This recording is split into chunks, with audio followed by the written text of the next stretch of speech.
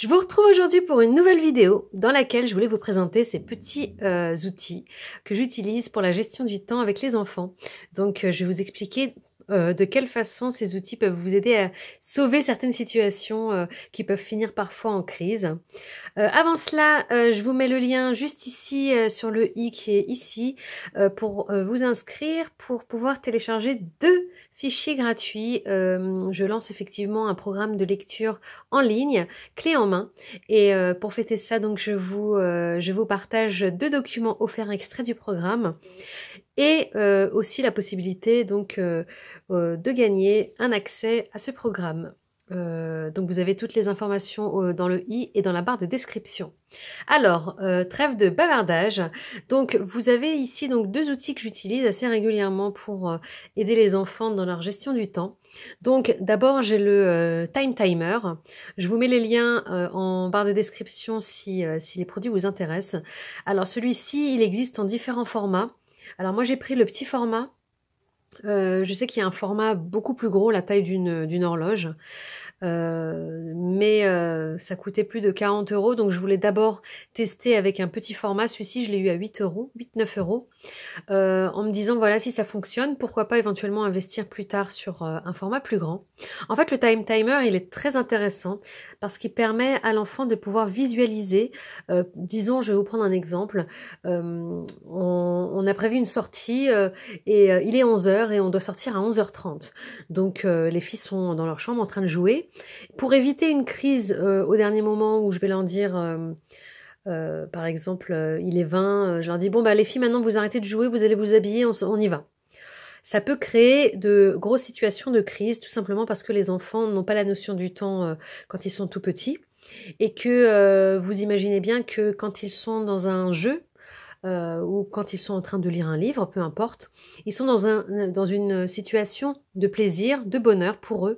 Et lorsqu'on les extrait de cette situation trop violemment, les enfants se mettent à faire des crises, à être mécontents, à crier, à être énervés, traîner les pattes.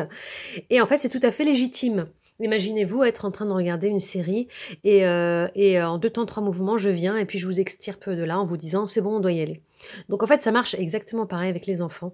S'ils ont une notion du temps, ils peuvent s'organiser pour arrêter par exemple une lecture en disant voilà par exemple oh du coup je m'arrête au prochain chapitre, ou alors s'ils sont en train de jouer, ça va leur permettre peut-être de remettre les jouets à leur place.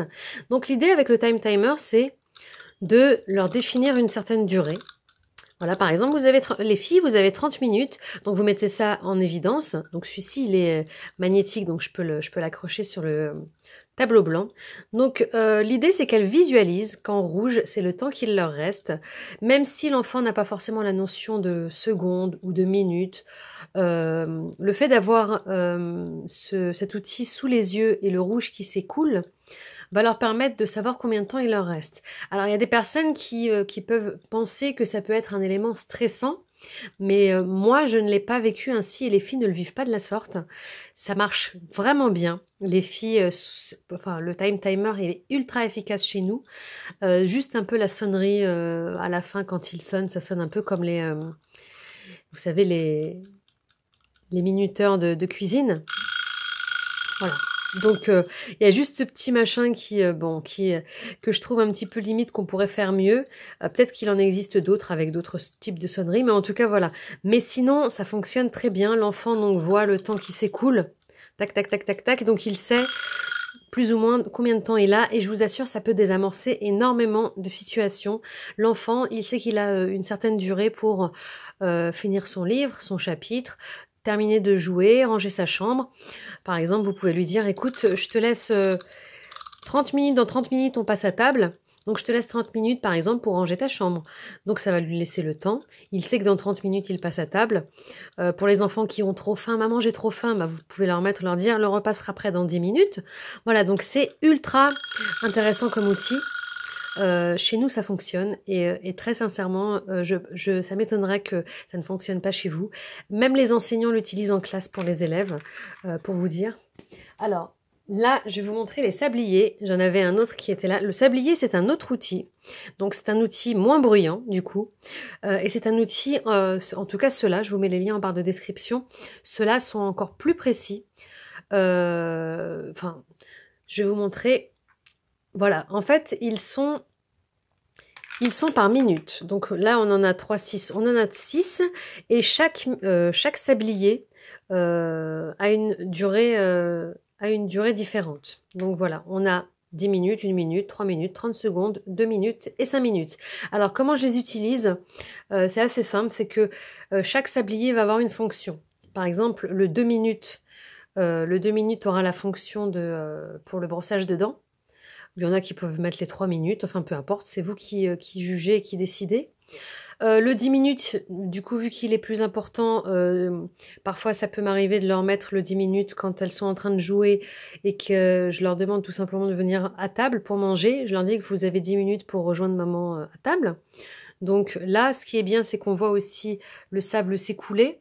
Et je trouve que le sablier est super ludique. Les enfants, ils aiment beaucoup. En plus, ils sont colorés, ceux-là. Ils m'ont coûté 8 euros. Pour vous dire, c'est vraiment pas un investissement énorme.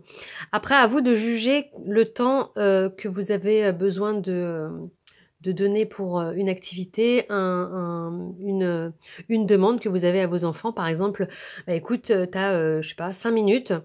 L'enfant il est déjà habillé, tout ça. T'as 5 minutes. Dans 5 minutes, on sort, donc 5 minutes pour mettre tes chaussures. Le 30 secondes, il me semble un petit peu juste. Je ne sais pas à quoi ça peut correspondre chez vous. Moi, je l'utilise pour les jeux, par exemple, quand on fait des jeux de cartes, pour éviter que les parties soient trop longues. On peut mettre aussi le sablier pour permettre à chacun de jouer avec une certaine fluidité. Voilà, donc 2 outils super efficaces, vraiment. Ça peut sauver des moments et ça marche avec les tout petits même.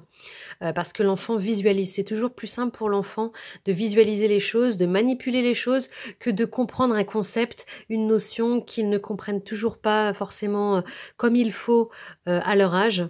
Quand ils sont tout petits, il y a des notions qu'ils ne comprennent pas encore et c'est normal, ça fait partie du développement du cerveau de l'enfant. Voilà, donc vous retrouvez toutes les références en barre de description.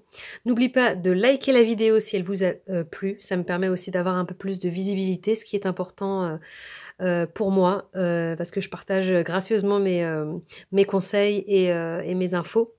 Et abonnez-vous si ce n'est pas déjà fait. Et sur ce, n'oubliez pas de cliquer sur le i qui est juste là pour télécharger vos 2 cadeaux pour le programme, pour fêter le lancement du programme de lecture.